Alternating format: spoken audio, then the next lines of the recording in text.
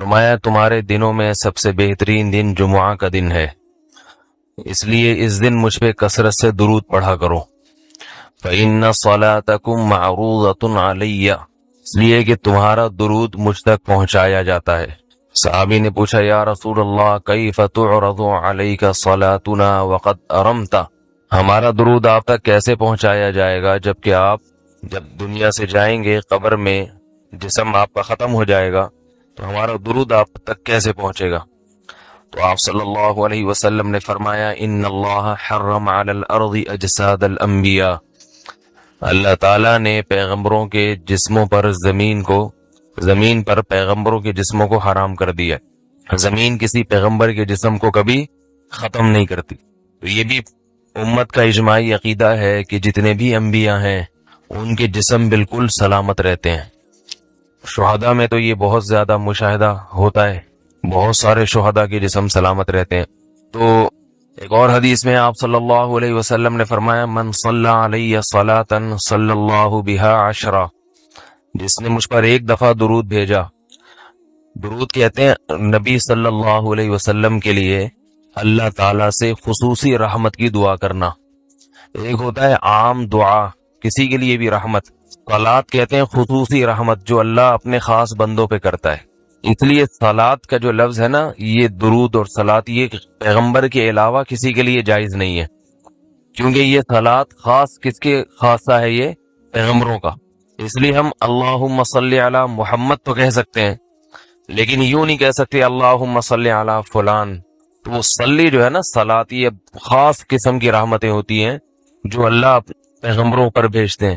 کبھی قرآن میں آتا ہے اولئک علیہم صلوات من ربہم ورحمہ، کہ جو لوگ صبر کرتے ہیں ان پر اللہ کی خصوصی رحمتیں بھی ہیں اور رحمت بھی ہے۔ تو پتہ چلا صلات اور رحمت میں فرق ہے۔ صلات اعلیٰ قسم کی رحمتوں کو کہتے ہیں۔ تو آپ صلی اللہ علیہ وسلم نے فرمایا جس نے میرے لیے ایک مرتبہ رحمت کی دعا کی، درود شریف پڑھا میرے لیے، تو اللہ اس پر 10 رحمتیں بھیجتے ہیں۔ اور جمعہ کے دن زیادہ فضیلت ہے درود شریف پڑھنے کی۔ البتہ یہ جو جمعہ کے دن میں حدیث مشہور ہے کہ 80 سال کے گناہ معاف ہوتے ہیں جمعہ کے دن درود پڑھنے سے، یہ حدیث سند کے لحاظ سے کمزور ہے۔ لیکن یہ جو میں نے حدیث پڑھی کہ جمعہ کا دن سب سے بہتر دن ہے، فَأَكْثِرُوا عَلَيَّ مِنَ الصَّلَاةِ فِيهِ، لہذا اس دن مجھ پہ کثرت سے درود پڑھا کرو، یہ بالکل صحیح حدیث ہے۔ تو جمعہ کے دن درود شریف کی اضافی فضیلت ہے۔ آج چونکہ جمعہ کا دن ہے اس لیے میں نے کہا کہ اس بارے میں تھوڑی سی بات کروں۔ ایک اور حدیث میں آتا ہے رسول اللہ صلی اللہ علیہ وسلم نے فرمایا لا تجعلوا قبری عیدا وصلوا علی فإن صلاتکم تبلغنی حیث کنتم، فرمایا میری قبر کو عیدگاہ نہ بناؤ۔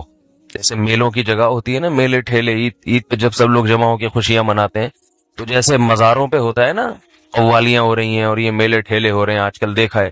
تو پہلے زمانے میں بھی جب کوئی نیک آدمی دنیا سے جاتا تھا تو لوگ اس کی قبر پہ دھرنے مار کے بیٹھ جاتے تھے، اور وہ مجاور اور یہ سب جو ہمارے یہاں ہوتا ہے۔ تو آپ صلی اللہ علیہ وسلم نے منع کیا کہ میری قبر کے ساتھ یہ کچھ مت کرو، البتہ مجھ پہ درود پڑھا کرو، اور فرمایا کہ تم جہاں سے بھی درود پڑھو گے یہ مجھ تک پہنچے گا۔ اور حدیث میں رسول اللہ صلی اللہ علیہ وسلم نے فرمایا ما من احد یسلم علی الا رد اللہ علی روحی فارد علیہ، کہ جب بھی کوئی مجھ پر سلام بھیجتا ہے اللہ میری روح کو میرے جسم میں لوٹاتے ہیں اور میں اس کے سلام کا جواب دیتا ہوں۔ اب یہ کیسے ہوتا ہے؟ چونکہ یہ برزخی زندگی میں ہے، لہذا اس کی کیفیات میں اور گہرائی میں جانے کی اجازت نہیں ہے۔ جیسے اللہ بہتر سمجھتے ہیں یہ ہوتا ہے، اس کی حقیقت کا ہمیں علم پوری طرح نہیں ہے، برزخی زندگی ہے۔ اور حدیث میں آتا ہے رسول اللہ صلی اللہ علیہ وسلم نے فرمایا کہ رغم انف رجل ذکرت عنده فلم يصلی علی، اس شخص کی ناک خاک آلودہ ہو جائے جس کے سامنے میرا نام لیا جائے، میرا تذکرہ ہو اور وہ مجھ پہ درود نہ پڑے۔ ایک اور حدیث میں آپ صلی اللہ علیہ وسلم نے فرمایا البخیل من ذکرت عنده فلم يصلی علی، وہ شخص کنجوس ہے، بخیل ہے جس کے سامنے میرا نام آئے اور مجھ پہ درود نہ پڑے۔ یعنی اتنی بڑی شخصیت اور اتنے بڑے محسن اعظم کا تذکرہ آ رہا ہے اور اس کی زبان سے دعا بھی نہیں نکلتی، تو اس سے بڑا کنجوس دنیا میں کون ہو سکتا ہے؟ ایک اور حدیث میں آپ صلی اللہ علیہ وسلم نے ایک شخص کو دعا مانگتے ہوئے دیکھا جس نے درود شریف پڑھے بغیر دعا شروع کر دی، تو آپ صلی اللہ علیہ وسلم نے فرمایا اس نے دعا میں جلدی کی ہے۔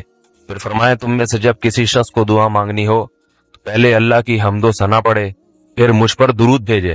قرآن مجید میں بھی اللہ نے حکم دیا ان اللہ و ملائکتہ یصلون علی النبی، کہ اللہ اور اس کے فرشتے، اللہ بھی رحمت بھیجتے ہیں اور فرشتے بھی رحمت کی دعا کرتے ہیں۔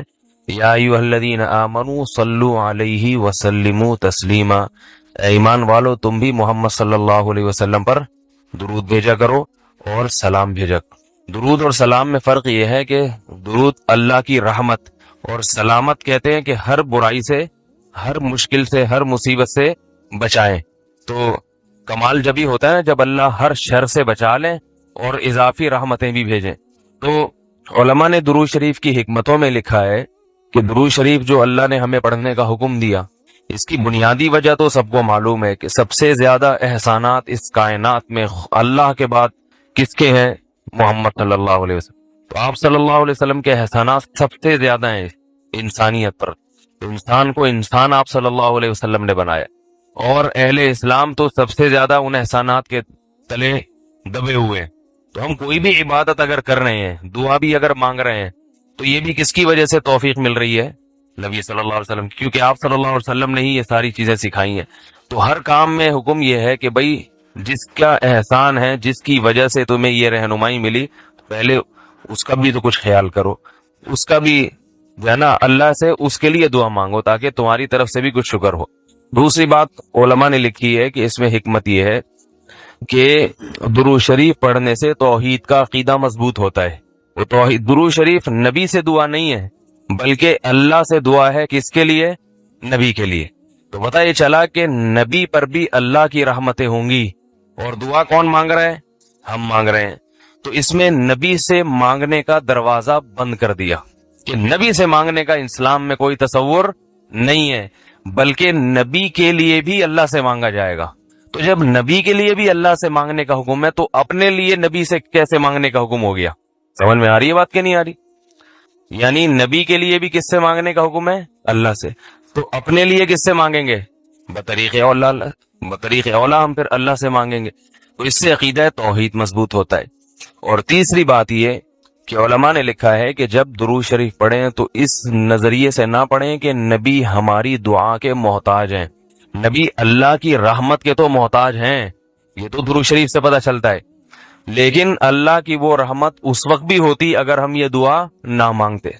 تو ہمیں اس لیے ہے کہ ہم بھی انگلی کٹا کے شہیدوں میں نام لکھوا لیں۔ سمجھ رہے ہیں نا؟ اس کی حضرت مولانا اشرف علی تھانوی رحمہ اللہ نے بڑی پیاری مثال دی۔ فرمایا کہ جیسے کوئی بادشاہ اپنے شہزادے پر کچھ انعام کرنا چاہے، بادشاہ تو چاہتا ہے نا اپنی اولاد کو نوازنا، اپنے محبوب، شہزادہ اس کا محبوب ہوتا ہے۔ تو آپ اگر بادشاہ سے سفارش کر دیں کہ حضرت یہ تحفہ آپ اپنے شہزادے کو دے دیں، یا یہ فلاں چیز اپنے شہزادے کو، تو بادشاہ تو پہلے بھی دے رہا ہے، لیکن آپ کے کہنے سے وہ اور خوش ہو جائے گا، اور خوش ہو جائے گا کہ بھئی دیکھو جو کام میں چاہتا تھا یہ بھی اسی کی درخواست کر رہا ہے۔ تو نتیجہ کیا نکلے گا؟ تھوڑا سا آپ کو بھی دے دے گا وہ، ٹھیک ہے نا، کہ چلو یہ گڑ تم بھی منہ میٹھا کر لو اپنا، تم نے اتنا اچھا کام کیا۔ اور اگر آپ کسی کو حکم دیں اس کے دشمن پہ خرچ کرنے کا، آپ جا کے کہیں بھائی وہ تمہارا دشمن ہے، تمہارا دل چاہتا ہے اس کا گلا دبا دو، تو ایسا کرو اس کو ہدیے ودیے دیا کرو، تو کہے گا میں اس کو گلا دبانا چاہتا ہوں اور تو ہدیے کی ترغیب دے رہا ہے تو میں تیرا بھی گلا دباؤں گا۔ تو دشمن پہ خرچ کرنے کا جب حکم دیا جاتا ہے تو اس سے سامنے والا غصے میں آتا ہے۔ اس کی مثال ایسے ہے جیسے قرآن نے اہل کتاب کو کہا کہ تعالوا الی کلمۃ سواء بیننا وبینکم، اے اہل کتاب آؤ ایسی بات کی طرف جو ہمارے تمہارے درمیان مشترک ہے۔ تمہاری کتابوں میں وہی بات لکھی ہے جو ہماری کتابوں میں لکھی ہے، تو ان اتفاقی چیزوں پہ آؤ ذرا مضبوطی سے۔ وہ کیا ہے؟ اللہ نعبد الا اللہ، تمہاری کتابیں کہتی ہیں کہ اللہ کے سوا کسی کی عبادت نہیں ہوگی، ہم اللہ کے ساتھ کسی کو شریک نہیں کریں گے۔ تو جب اہل کتاب یہ بات سنیں گے نا تو ان کو ایک موٹیویشن ملے گی کہ یار جب بار بار اللہ ہی کی عبادت کرنی ہے تو پھر عیسیٰ سے مدد مانگنے کا کیا مطلب ہوا؟ پھر یہ ہم نے کیا ڈرامہ رچایا ہوا ہے کہ وہ اللہ کی باڈی سے نکلے اور معاذ اللہ پھر وہ اللہ بھی ہیں اور اللہ کے علاوہ بھی ہیں؟ تو یہ خود بخود ان کو اس کی برائی ان کے دل میں بیٹھے گی۔ تو قرآن صرف دلائل کی کتاب نہیں ہے، موٹیویشن کی بھی کتاب ہے۔ تو اس لیے اللہ تعالیٰ نے جگہ جگہ یہ طرز اختیار کیا کہ مشرکین کی زبان سے اللہ کی بڑائی نکلوائی جائے۔ جب وہ اللہ کی بڑائی بیان کریں گے تو خود بخود ان بتوں کی برائی ان کے دل میں آئے گی۔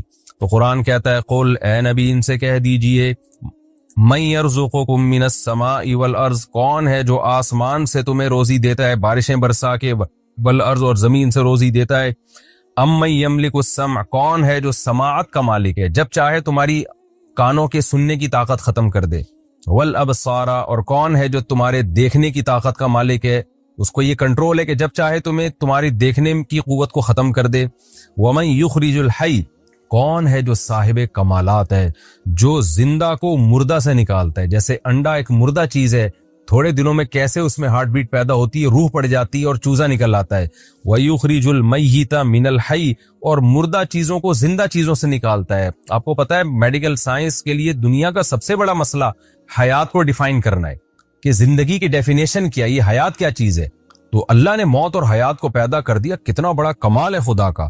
وَمَن يُدَبِّرُ الْأَمْرَ، اور کون ہے جو معاملات کی تدبیریں کر رہا ہے، کیونکہ اس کائنات میں آپ کو ایک مینجمنٹ نظر آئے گی، تو مینجمنٹ مینیجر کے بغیر نہیں ہوتی۔ مینجمنٹ کو ہم عربی میں تدبیر کہتے ہیں، اردو میں انتظام کہتے ہیں، کہ انتظام ہے، تبھی کہتے ہیں نا علاقے کا ناظم ہے، منتظم ہے، کیا مطلب جو نظم و ضبط اور پورا ایک اس نے جو ہے وہ ایک سسٹم بنایا ہوا ہے، تو اسی کو عربی میں تدبیر کہا جاتا ہے۔ وَمَن يُدَبِّرُ الْأَمْرَ، اور کون ہے جو معاملات کی تدبیر کر رہا ہے، پوری کائنات میں ایک مینجمنٹ اس نے باقی رکھی ہوئی ہے۔ تو جب اے نبی آپ ان سے سوال پوچھیں گے، فَسَيَقُولُونَ اللَّهُ، فوراً یہ کہہ دیں گے، عنقریب کہہ دیں گے اللہ، اگرچہ ان کو یہ کہتے ہوئے تکلیف ہو رہی ہوتی ہے کہ ہم اللہ کی کبریائی بیان کریں، کیونکہ ان کو پتا ہے کہ ہم جب اللہ کی بڑائی بیان کریں گے تو ان جو بت ہیں نا ہمارے، جو جھوٹے معبود ہیں، ان کی برائی آٹومیٹیکلی بیان ہو جائے گی کہ یہ تو کچھ بھی نہیں کر سکتے۔ لیکن اس کے باوجود قرآن کہتا ہے فوراً یہ پکار اٹھیں گے کہ بھائی وہ تو اللہ، یعنی اس میں تو کوئی دو رائے ہو ہی نہیں سکتی، کیونکہ مشرکین میں اتنی عقل تھی، وہ یہ مانتے تھے کہ جن بتوں کو ہم نے اپنے ہاتھوں سے بنایا ہے، انہوں نے کہاں آسمان سے یہ کمبخت بارش برساتے ہیں، کہاں یہ پورے کائنات کو چلا رہے ہیں، یہ ان کے دل کی آواز تھی جو سوال پوچھنے پر فوراً ان کی زبان پہ آ جاتا تھا یہ جملہ۔ فقل، تو اے نبی فوراً آپ نے کیا کہنا ہے، افلا تتقون، تو پھر تم ڈرتے نہیں ہو خدا سے، بچتے نہیں ہو اس کی نافرمانی سے۔ تو جس نے یہ سارے کام کیے ہیں تو اصل تو وہ ہے جس کو پوجا جائے، جس کی عبادت کی جائے۔ فذالکم اللہ، کیا بلاغت ہے قرآن کی، پس ذالکم اللہ، یہ ہے اللہ، یعنی نبی سے کہا جا رہا ہے آپ ان سے کہیں کہ اللہ گویا ہاتھ کا اشارہ کر کے کہہ رہے کہ جو یہ سارے کام کرتا ہے نا، آسمان سے بارشیں برسا رہا ہے، زمین سے طرح طرح کی نباتات پیدا کر رہا ہے، اور ہر چیز کا مالک ہے، مردے کو زندہ سے، زندہ کو مردے سے نکال رہا ہے، اور پوری کائنات میں ایک مینجمنٹ کو برقرار رکھا ہوا ہے، جس کی یہ صفات ہے، ذالکم اللہ، یہی تو اللہ ہے۔ یعنی محمد صلی اللہ علیہ وسلم جس اللہ کی طرف تمہیں بلا رہے ہیں وہ کوئی اچھمبے کی چیز نہیں ہے، وہ کوئی ایسی مخلوق، ایسی ذات نہیں ہے جو کھوپڑی میں آئی نہیں کہ وہ ہے کیا، یہی تو ہے جو سارے کام کر رہا ہے، بس اسی کی طرف تو تمہیں دعوت دی جا رہی ہے۔ فذالکم اللہ ربکم، یہی اللہ ہے، تمہارا رب ہے، تمہارا پروردگار ہے۔ رب کا معنی پالنے والا ہے، الحق برحق ہے، اس کے علاوہ جتنے بھی تم نے خدا بنائے ہوئے سارے باطل ہیں۔ کیسی بلاغت ہے۔ میں جب سورہ یونس پڑھا کرتا تھا نا جب طالب علمی کے دور میں، مجھے یہ آیت میں بڑا ایک لطف آتا تھا، ایک بڑا ایک وجد آتا تھا کہ کیسے اللہ نے اپنی صفات بیان کر کے، کیسے اللہ نے کہا فذالکم اللہ، یہی تو اللہ ہے۔ اس کی مثال ایسے جیسے ہم کسی کو سمجھا رہے ہوں، کسی کی کا انٹروڈکشن کروا رہے ہوں کہ بھائی وہ تمہیں بلا رہا ہے اور تمہیں بڑی خدمت کرنا چاہتا ہے، تمہاری دعوت کرنا چاہتا ہے، آپ کہیں یار پتہ نہیں کس کی بات کر رہے ہو، پتہ نہیں کس کی بات کر رہے ہو، ایک دم وہ بندہ سامنے آ جائے، آپ کہیں یہی تو ہے جس کی میں بات کر رہا ہوں، یہ کوئی، اس کو تو تم پہلے سے جانتے ہو، اسی کی تو بات کر رہا ہوں میں جس کو تم پہلے سے جانتے ہو، تم ڈر کیوں رہے ہو اس سے؟ یہی قرآن کا انداز ہے، کیونکہ آپ آج بھی ایتھیسٹ سے جب بات کرتے ہیں نا خدا کی، وہ بھی گھننا بن جاتا ہے۔ جو خدا کے منکر ہیں نا وہ بھی کہتے ہیں پتہ نہیں کون سے گاڈ کی بات کر رہے ہو یار، تم ہے بھی کہ نہیں ہے، کہاں ہے وہ، نظر کیوں نہیں آتا؟ تو اللہ اپنی صفات بیان کرتا ہے کہ یہ سارے کام آٹومیٹیکلی خود بخود نہیں ہو سکتے، تو جو یہ کام کر رہا ہے فذالکم اللہ، یہی اللہ بالکل تمہارے سامنے ہے، کوئی ایسی چیز نہیں ہے جو تمہاری عقل سے بالا تر ہو، اور اللہ ہے، اور ربکم، یہ پال رہا ہے تمہیں، صرف مالک نہیں ہے بلکہ تمہیں رزق بھی دے رہا ہے، تمہاری تربیت بھی کر رہا ہے۔ الحق، اور یہی برحق ہے، اس کے علاوہ جتنے جھوٹے خدا تم نے بنائے ہوئے وہ سارے باطل ہیں۔ فماذا بعد الحق الا الضلال، تو بتاؤ حق کے بعد اب گمراہی کے سوا کیا رہ گیا؟ یعنی اللہ کا انٹروڈکشن بھی آ گیا، تعارف بھی آ گیا، اور اس سے اللہ کا وجود بھی ثابت ہو گیا، اور اللہ کا ایک ہونا بھی ثابت ہو گیا کہ یہ سارے کام تو اکیلا اللہ کر رہا ہے. جن کو تم معبود بنا کے پوجتے ہو وہ تو کچھ بھی نہیں کر رہے. تو اللہ کا وجود بھی ثابت ہو گیا اور اللہ کا ایک ہونا بھی ثابت ہو گیا. تو اس حق کو اگر تم نہیں مانتے تو بتاؤ حق کے بعد گمراہی کے سوا کیا ہے. اس کا مطلب اس حق کو تم چھوڑو گے تو تم گمراہی کی طرف لے کے جا رہے ہو. یعنی یہ نہیں ہو سکتا کہ کوئی آدمی کہ میں تو نیوٹرل ہوں, میں نہ اللہ کو مانتا ہوں نہ میں نہیں مانتا, میں تو ویسی زندگی گزار رہا ہوں, مجھے کیوں گمراہ کہہ رہے ہو. نہ اللہ کہہ رہے ہیں جو حق کو نہیں مانتا تو وہ گمراہ ہے. جو حق کو نہیں مانتا تو اس کا مطلب وہ گمراہ ہے. فماذا بعد الحق, تو بتاؤ کیا چیز ہے حق کے بعد, الا الضلال, سوائے گمراہی کے. تو اب جو براڈ مائنڈڈ بننے والے لوگ ہیں نا, جو لبرل بنتے ہیں کہ جی ہم کسی ایک طرف نہیں جاتے, نہ ہم خدا کے وجود کو مانتے ہیں نہ انکار کرتے ہیں, اور ہم تو یعنی اعتدال والی رائے اختیار کرتے ہیں. تو اللہ کہتے ہیں نہ نہ نہ نہ نہ, ایک چیز کا حق ہونا ثابت ہو جائے نا تو اس پہ ڈٹ جاؤ. چاہے لوگ تمہیں فنڈامنٹلسٹ کہیں, لوگ تمہیں دقیانوس کہیں, لوگ تمہیں بنیاد پرست کہیں, کچھ بھی کہیں, کیونکہ اگر اس حق کو تم نہیں مانتے تو پھر بیچ کا کوئی دوسرا راستہ نہیں ہے. حق کے علاوہ سب کچھ گمراہ ہے. تو اس کے علاوہ کوئی رائے رکھو گے تو وہ گمراہی والی رائے کہلائے گی. تم پھر معتدل نہیں کہلاؤ گے بلکہ تم گمراہ کہلاؤ گے. فماذا بعد الحق الا الضلال, تو بتاؤ حق کے بعد کیا رہ گیا ہے سوائے گمراہی کے. فانا تصرفون, تو تم کہاں پھرائے جا رہے ہو, تم اس حق کو چھوڑ کے کون ہے جو تمہیں کہیں اور لے کے جا رہا ہے.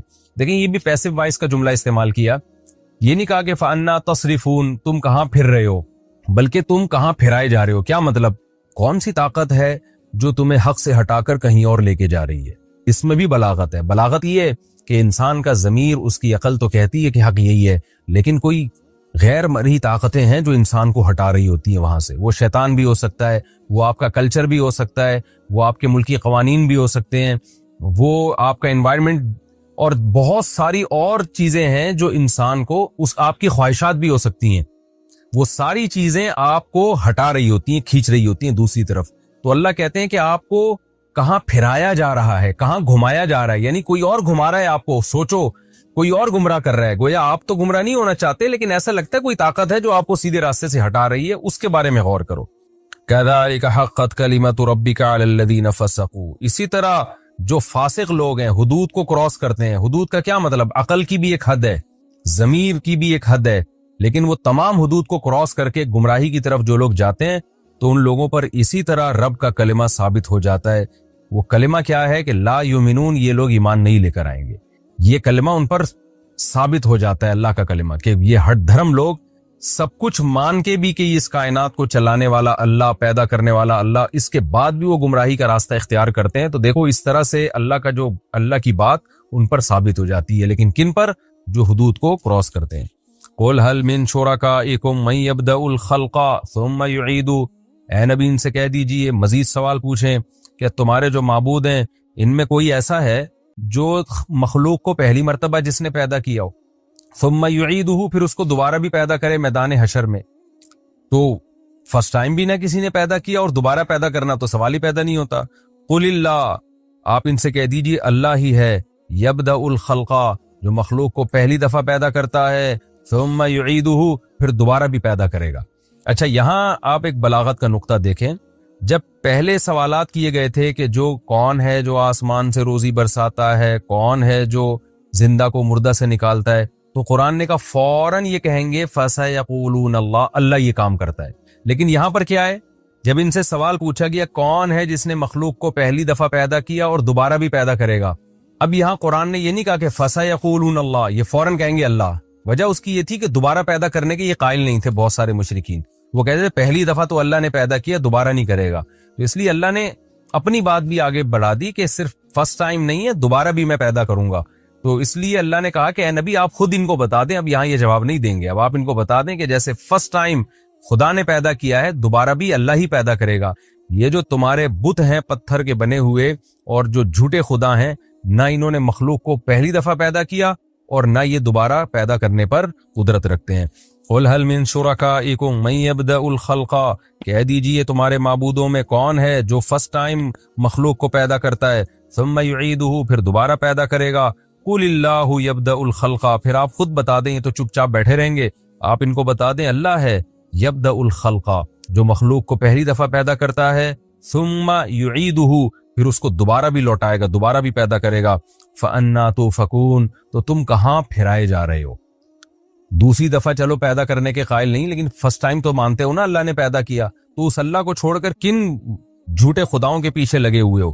قُلْ هَلْ مِن شُرَكَائِكُم مَن يَهْدِي إِلَى الْحَقِّ، یہ بھی بڑی دلچسپ آیت ہے۔ آپ بتا دیجئے تمہارے معبودوں میں کون ہے ایسا ہے مَن يَهْدِي إِلَى الْحَقِّ، جو حق کی طرف رہنمائی کرتا ہے۔ جتنے جھوٹے خدا دنیا میں ہیں، کوئی گائیڈنس ہے؟ وہ ہمیں بتا سکتے ہیں کہ صحیح کیا ہے غلط کیا ہے؟ اور جو اللہ ہے وہ تو ہمیں حق بتا رہا ہے، وہ بتا رہا ہے زنا بری چیز ہے، نکاح بری چیز نہیں ہے، سود بری چیز ہے، تجارت بری چیز نہیں ہے، شراب بری چیز ہے، اور حلال اور پاکیزہ اموال بری چیز نہیں ہے۔ وہ تو ہمیں جگہ جگہ گائیڈ کر رہا ہے، رشتہ داری توڑنا بری چیز ہے، جوڑنا اچھی چیز ہے۔ وہ ہمیں نماز بھی بتا رہا ہے کہ ایسے رب کی عبادت کرنی ہے، حج ایسے کرنا ہے، قربانی ایسے کرنی ہے۔ گائیڈنس آپ کو اسلام میں جگہ جگہ گائیڈنس ملے گی اور بہترین ہدایت ملے گی۔ تو قرآن کہہ رہا ہے کہ ان سے کہیں کہ ایک تو خدا ہے جو تورات میں، انجیل میں، قرآن میں گائیڈ کر رہا ہے، جس نے ابراہیم علیہ السلام کے ذریعے گائیڈ کیا لوگوں کو، بتایا صحیح کیا ہے غلط کیا ہے۔ اور ایک تمہارے جھوٹے معبود ہیں جو کمبخت ہزاروں سال سے چپ بیٹھے ہوئے ہیں، پھوٹتے نہیں ہیں منہ سے کچھ بھی، اور اگر کوئی ان میں زندہ معبود ہو وہ گائیڈ بھی غلط کر رہا ہوتا ہے۔ تو اب بتاؤ کس سے محبت کی جائے گی، کس کی عبادت کی جائے گی؟ قُلْ هَلْ مِن شُرَكَائِكُم، آپ ان سے کہہ دیجئے کیا ہیں تمہارے معبودوں میں سے من، کوئی ایسا معبود ہے یہدی الی الحق، جو سیدھے راستے کی رہنمائی کرتا ہو؟ یہ یہاں بھی چپ بیٹھیں گے، کیونکہ یہاں بھی یہ فوراً اگر یہ کہہ دیتے نا، یہاں چونکہ ان کو توہین محسوس ہو رہی ہے، اگر کہہ دیں گے نہیں ہمارے معبود تو سیدھے راستہ دکھائی نہیں سکتے، تو ابے بھائی جب تمہارے معبود تمہیں گائیڈ ہی نہیں کر سکتے تو وہ تمہارے رہنما کیسے بن گئے، تمہارے لیڈر کیسے بن گئے وہ؟ اور ان کو تم فالو کیسے کرو گے؟ فالو لیڈر کو کیا جاتا ہے نا، تو لیڈر ہونے کی صلاحیت ہوگی تو فالو کیا جائے گا۔ تو اس لیے اللہ کو فالو کرو، کیونکہ فالو اس کو کیا جاتا ہے جو سیدھا راستہ دکھا رہا ہو۔ جو بیچارہ خود گائیڈنس کا محتاج ہو وہ لیڈر کیسے بن سکتا ہے، اس کو فالو کیسے کیا جائے گا؟ قُلِ اللَّهُ يَهْدِي لِلْحَقِّ، آپ ان کو کہہ دیجئے اللہ ہے جو سیدھے راستے کی طرف رہنمائی کرتا ہے۔ اب قرآن یہ مقدمہ قائم کر کے، یہ دلیل قائم کر کے ایک اور بات پر استدلال کر رہا ہے کہ جو سیدھے راستے کی رہنمائی کرتا ہے بھلا وہ اس بات کا زیادہ حقدار ہے کہ اس کی اتباع کی جائے، یا جو بیچارہ خود جس کے پاس سیدھا راستہ نہ ہو جب تک کہ اس کو کوئی راستہ نہ بتائے؟ تو جو لیڈر ہی گائیڈنس کا محتاج ہے تو عوام اس کو کیسے فالو کرے گی؟ تو فالو اس کو کیا جاتا ہے جس کو سیدھے راستے کا پتہ ہو اور بتا رہا ہو۔ تو یہ صفت اللہ کے علاوہ کسی میں نہیں پائی جاتی۔ اور آج کے حالات میں تو آپ دیکھ لیں نا، جن قوموں کو ہم فالو کر رہے ہیں وہ خود ہدایت کی محتاج ہیں۔ کیسے کیسے قوانین وہ اپنے ملکوں میں پاس کر رہے ہیں، شراب کو انہوں نے لیگل کیا ہوا ہے، زنا کو لیگل کیا ہوا ہے، یہ تو خود ہدایت کی محتاج ہیں، اور آج ہم نے ان کو لیڈر بنایا ہوا ہے۔ یہ آیت ان لوگوں کے لیے بھی ہے جو اسلام کو چھوڑ کر، خدا کو چھوڑ کر کسی اور قوم کو اپنا لیڈر سمجھتے ہیں اور اس کو فالو کرتے ہیں اور اس کی اتباع میں عزت محسوس کرتے ہیں۔ قرآن کہتا ہے آفمن یہدی الی الحق، بھلا وہ ذات جو حق کی طرف رہنمائی کرے، احق، وہ زیادہ حقدار ہے، ان یتبع، کہ اس کی اتباع کی جائے، من، یا وہ زیادہ حقدار ہے، لا یہدی، جو خود سیدھے راستے پر نہ ہو، الا ان یہدا، الا یہ کہ اس کو ہدایت دی جائے، یعنی جب تک کہ اس کو ہدایت دی نہ جائے، وہ خود سیدھا راستہ متعین نہ کر سکتا ہو، تو اس کو کہاں سے فالو کیا جائے گا؟ فالو اس کو کیا جائے گا جو تمہیں سیدھا راستہ بتاتا ہے، اور وہ اللہ کے سوا کوئی بھی نہیں ہے۔ فما لکم، تو تمہیں کیا ہو گیا، کیف تحکمون، تم کیسے فیصلے کر رہے ہو کہ خدا کو چھوڑ کر، یعنی خدا کے علاوہ کسی کو بھی آپ لیڈر بنائیں گے نا، تو یہ آیت سب پہ صادق آ رہی ہے۔ تو اس لیے قرآن کا یہ دعویٰ ہے کہ فالو صرف اللہ کو کیا جائے گا۔ خوب سمجھ لیں، محمد صلی اللہ علیہ وسلم کو جو فالو کیا جاتا ہے نا، آپ کی ذات کی وجہ سے نہیں، بلکہ اس لیے کہ آپ اللہ کا قانون لوگوں کو بتا رہے ہیں، ورنہ نبی صلی اللہ علیہ وسلم کی شخصیت بھی مقصود نہیں ہے۔ یہ بھی قرآن میں جگہ جگہ مضمون پہلے آ چکا ہے، کیونکہ آپ نے بار بار یہ بات کہی ہے قرآن میں کہ اے نبی آپ ان کو بتا دیجئے کہ میں بھی اس قانون کا پابند ہوں جو مجھ پر لازم ہو رہا ہے، مجھ پر نازل ہو رہا ہے، اگر میں اس کو فالو نہیں کروں گا تو مجھے بھی اللہ کے عذاب کا ڈر ہے۔ اس سے پتہ چلتا ہے ہم جو نبی کو فالو کرتے ہیں اس لیے کہ نبی اللہ کے حکام ہمیں بتاتے ہیں، وہ اللہ کی مرضی کے خلاف نہیں چلاتے، ورنہ اصل مقصد جو اسلام کا دعویٰ ہے صرف اور صرف اور صرف اللہ ہی ہے جو اس قابل ہے کہ اس کی اتباع کی جائے، اللہ کے علاوہ کوئی قابل اتباع نہیں ہے۔ وما يتبع اکثرهم الا ظنا، ان میں سے اکثر لوگ گمان کو فالو کرتے ہیں، دلیل کو فالو نہیں کرتے۔ گمان کیا ہے کہ کسی بابے نے، بزرگ نے کہہ دیا کہ یہ معبود ہے اس کو فالو کرو، کسی نے کوئی قانون سازی کر کے دے دی، کوئی اس کو فالو کر رہا ہے۔ میں یہ ظن کی بحث پچھلے لیکچروں میں بہت ڈیٹیل سے بتا چکا ہوں کہ قرآن میں جو ظن کا لفظ ہے کتنے معنوں میں استعمال ہوتا ہے۔ تو یہاں جب ظن ہے نا، اس سے وہ ظن مراد ہے جس ظن کے پیچھے کوئی دلیل نہ ہو۔ ظن اور گمان کی دو قسمیں، ایک ظن وہ جو ناشی یعنی دلیل ہوتا ہے، اس کے پیچھے کوئی نہ کوئی دلیل ہوتی ہے، اور ایک وہ ظن ہوتا ہے جو اٹکل پچھو، وہ ہوائی باتیں، فلاں سے سن لیا، جیسے آج کل ہے نا کالی بلی آگے سے گزر گئی تو یہ ہو جاتا ہے، کوا بیٹھ گیا تو یہ ہو جاتا ہے، جو فضول قسم کی چیزیں جن کے نہ کوئی سر نہ پیر۔ تو اللہ کہتے ہیں یہ لوگ بھی زیادہ تر ظن ہی کو فالو کر رہے ہیں، اور خدا کو جس کے برحق ہونے کے بے شمار دلائل ہیں اس کو فالو نہیں کر رہے، گمان کو فالو کر رہے ہیں۔ ان الظن لا یغنی من الحق شیئا، تو اس طرح کے جو ظن ہیں جن کی کوئی پیچھے دلیل نہیں ہوتی، یہ حق کا ذرا بھی فائدہ نہیں پہنچاتے، اس سے انسان کبھی بھی حق تک نہیں پہنچ سکتا۔ ان اللہ علیم بما یفعلون، جو کچھ یہ لوگ کر رہے ہیں اللہ اس سے باخبر ہے۔ وما کان ھذا القرآن ان یفترى من دون اللہ، اور یہ قرآن بھی ایسا نہیں ہے کہ اللہ کے سوا، اللہ کے علاوہ سے گھڑ دیا جائے اس کو، یعنی اللہ کے علاوہ کسی مخلوق کے ذریعے اس کو گھڑ کے لوگوں کے سامنے لا کے پیش کر دیا جائے، کوئی شاعر ہو جو یہ کلام پیش کر دے، ایسا بھی نہیں ہے۔ ولیکن تصدیق الذی بین یدی، کیونکہ نبی جب یہ قرآن پڑھتے تھے نا تو بلاغت تو اس میں بلا کی ہے، یہ عجیب آیتیں، مشرکین بڑے ہل جاتے تھے اندر سے۔ قرآن کہتا تھا من یرزقکم من السماء والارض، کون ہے جس نے آسمان اور زمین سے تمہیں رزق دیا، کون ہے جو تمہیں سیدھا راستہ دکھاتا ہے؟ تو لیڈر تو وہی ہو سکتا ہے جو سیدھا راستہ دکھائے۔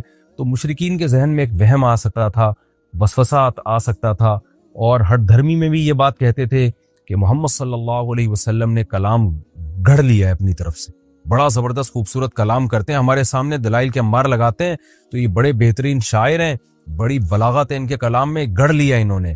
تو قرآن اس کا بھی جواب دے رہا ہے کہ یہ شیطان تمہیں خدا کے کلام سے ہٹا رہا ہے، اللہ تم سے کلام کر رہا ہے، باتیں کر رہا ہے، تمہیں سمجھا رہا ہے، اور تم اب جب تمہارے پاس دلائل سے جواب نہیں ہے تو تم کیا کہتے ہو؟ یہ اللہ کا نہیں، محمد صلی اللہ علیہ وسلم کا کلام ہے۔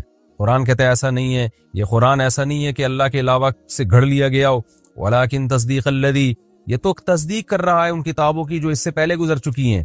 گھڑی ہوئی بات ہمیشہ نہیں ہوتی ہے، پچھلوں کی نقل نہیں ہوتی وہ۔ تو تورات کا بھی یہی مضمون ہے، انجیل کا بھی یہی مضمون ہے، اور قرآن کا بھی یہی مضمون ہے۔ اگر محمد صلی اللہ علیہ وسلم نے گھڑنا ہوتا نا تو اس کی آیتیں میچ کیوں کر رہی ہوتی ہیں تورات اور انجیل سے؟ ایک بڑے اسکالر گزرے ہیں ہندوستان میں، خطبات بہاولپور کے نام سے، ڈاکٹر حمید اللہ، ان کی بڑی ریسرچ ہے آسمانی کتابوں پہ بھی، انتقال ہو گیا، اللہ ان کی مغفرت فرمائے۔ خطبات بہاولپور کے نام سے ان کے بڑے زبردست لیکچرز ہیں، میں نے بچپن میں پڑھے تھے وہ۔ ان کی دنیا میں ٹریولنگ بہت ہے، انہوں نے تورات انجیل پر بھی بڑی ریسرچ کی ہے۔ انہوں نے یہ بات اپنے مقالے میں لکھی ہے کہ آج دنیا بھی اس پر حیران ہے کہ قرآن، تورات اور انجیل، ان میں ان کا جو انداز بیان ہے نا وہ سیم ہے۔ حالانکہ تورات کہاں نازل ہو رہی ہے؟ ارض شام میں، اور عیسائیوں اور یہودیوں کا محمد صلی اللہ علیہ وسلم سے کوئی لنک تھا ہی نہیں، عربوں سے، جو مکہ کے عرب ہے نا، مدینہ میں تو پھر بھی تھے، مکہ میں سے تو ان کا اہل کتاب کا کوئی تعلق ہی نہیں تھا۔ لیکن مکہ کا ایک یتیم بالکل اسی انداز سے کلام پیش کر رہا ہے جو موسیٰ کلیم اللہ کر چکے ہیں اور جو عیسیٰ روح اللہ کر چکے ہیں۔ تو یہ خود قرآن کے لیے قرآن کے برحق ہونے کی ایک بہت بڑی دلیل ہے۔ تو قرآن کہتا ہے ولیکن تصدیق الذی، یہ تو ان مضامین کی تصدیق کرتی ہے جو اس سے پہلے گزر چکی ہیں، سیم مضامین ہے، جیسے وہ اللہ کی کتاب تھی یہ بھی اللہ کی کتاب ہے۔ وتفصیل الکتاب، اور اس میں ضروری احکام ہم نے تفصیل سے بیان کر دیے ہیں۔ لا ریب فیہ، اس کے اللہ کی طرف سے ہونے میں کوئی شک نہیں ہے۔ من رب العالمین، رب العالمین کی طرف سے ہے۔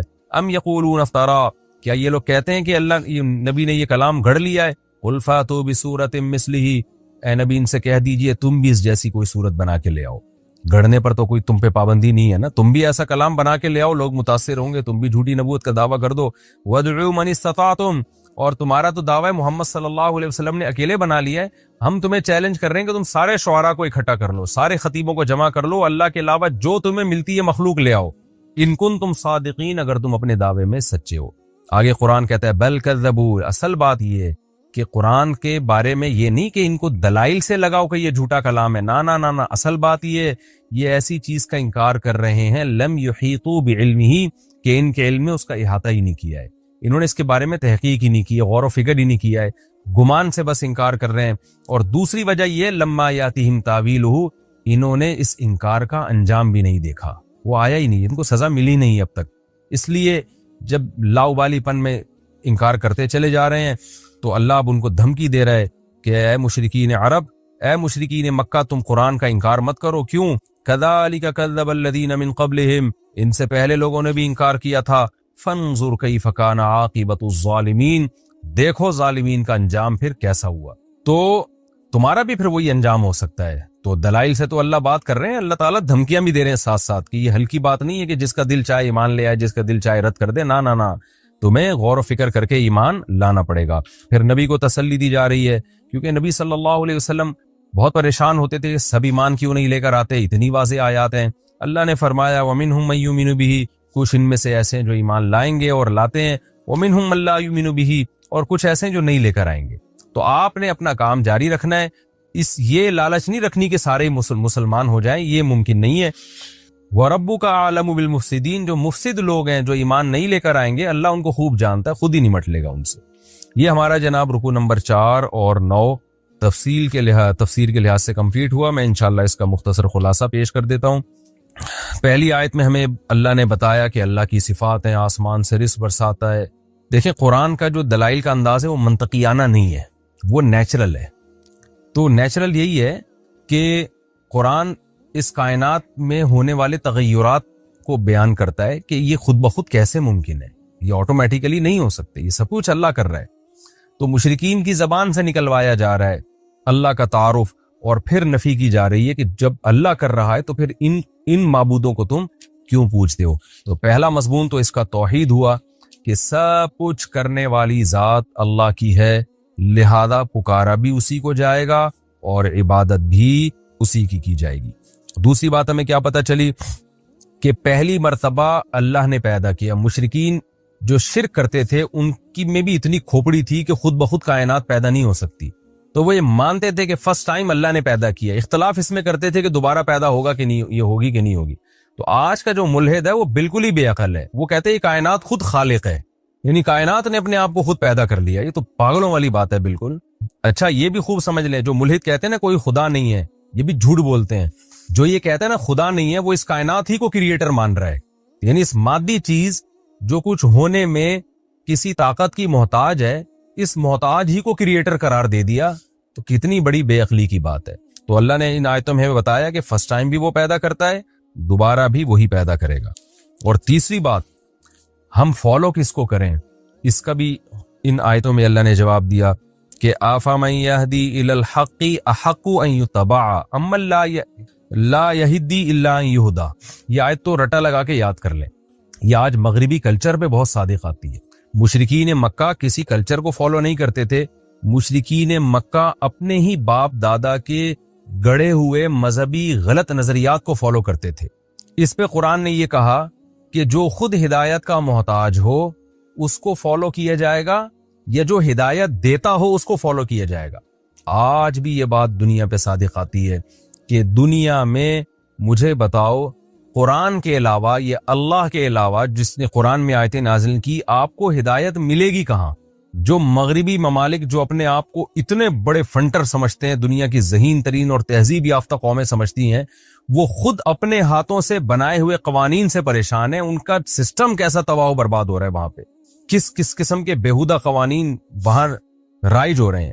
یعنی جو چیز ان کی قوم میں شامل ہو جائے نا، کلچر کا حصہ بن جائے، وہی قانون بن کے اسمبلیوں میں پاس ہو جاتی ہے. تو جو برائی معاشرے میں پھیل جائے گی وہ قانون بن کے پاس ہو جائے گی. تو اس سے تو پتہ چلتا ہے وہ تو خود گائیڈنس کے محتاج ہیں، اور ہماری جو ینگ جنریشن ہے وہ فالو ان کو کر رہی ہے. اس لیے میرے بھائی فالو صرف اللہ ہی کو کیا جائے گا، کیونکہ آپ قرآن کے الحم سے لے کے والناس تک اگر احکام دیکھیں تو آپ کو نیچر کے قریب نظر آئیں گے. قرآن صفائی کی تعلیم دے رہا ہے، وَثِيَابَكَ فَطَهِّرْ، اپنے کپڑوں کو پاک رکھیے.